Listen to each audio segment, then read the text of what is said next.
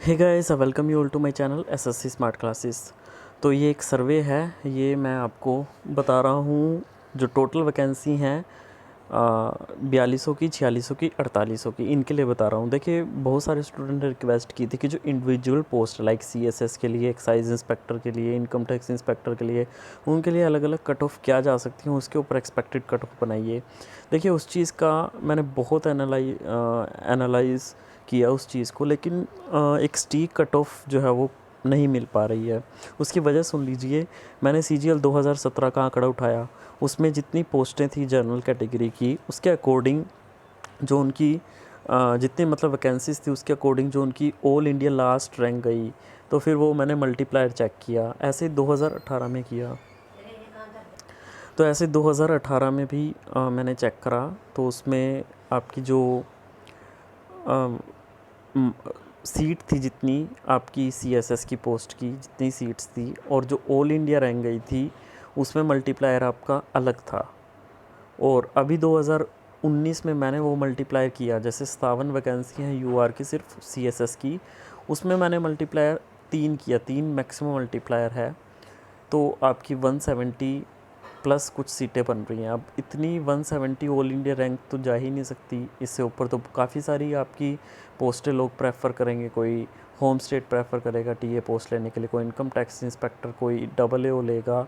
तो ये एक एग्जैक्ट चीज़ें नहीं आ पाई, क्योंकि इसमें बहुत सारी एजम्पशंस जो हैं वो लगानी पड़ती हैं। तो ये डाटा समझ नहीं आ रहा था, तो मैं गलत चीज़ें बताना नहीं चाहता था। इसलिए ये जो है आपका जो 4200 के लिए, 4600 के लिए और 4800 के लिए मिनिमम कट ऑफ जो है वो मैं आपको बताऊंगा इस वीडियो में। जो टोटल वैकेंसी आपकी 2158 हैं, 8 वैकेंसी माइनस कर दी जो इनकम टैक्स इंस्पेक्टर की आपकी कम हुई हैं।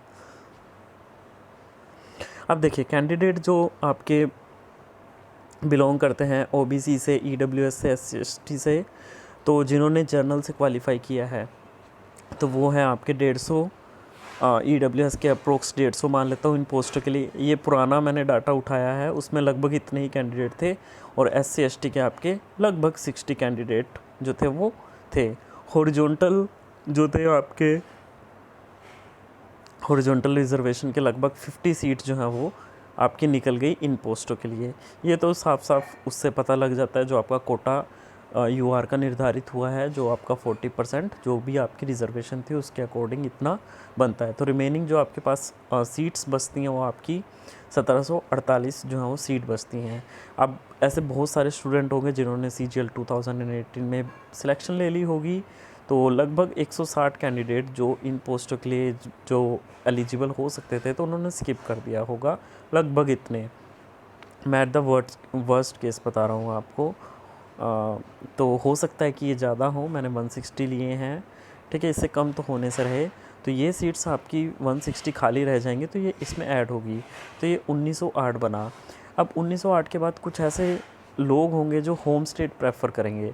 फॉर एग्ज़ाम्पल, अगर उनको इनकम टैक्स इंस्पेक्टर की जो जॉब है वो साउथ में मिल रही है, कोई नॉर्थ ईस्ट का बंदा है, साउथ में उसको इनकम टैक्स इंस्पेक्टर मिल रही है, मतलब उतने मार्क्स हैं उसके, लेकिन दिल्ली में उसको अपनी होम स्टेट में, नॉर्थ स्टेट में, आपको नॉर्थ रीजन में उसको दिल्ली में कोई और पोस्ट मिलेगा। सपोज करो उसको आपकी टीए मिल रही है उसको, ठीक है, अपने होम स्टेट में, तो वो प्रेफर कर लेगा।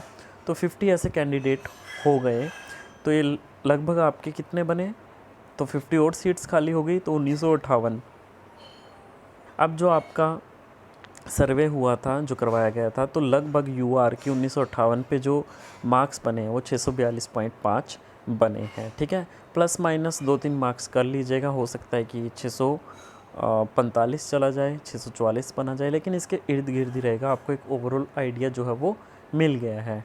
और इस वीडियो को ज़्यादा से ज़्यादा लाइक, शेयर, सब्सक्राइब कीजिए। कल मैं आपको बाकी कैटेगरीज़ के बता दूंगा, आपको OBC के, EWS के और ST/ST के आपको बता दूंगा। धन्यवाद।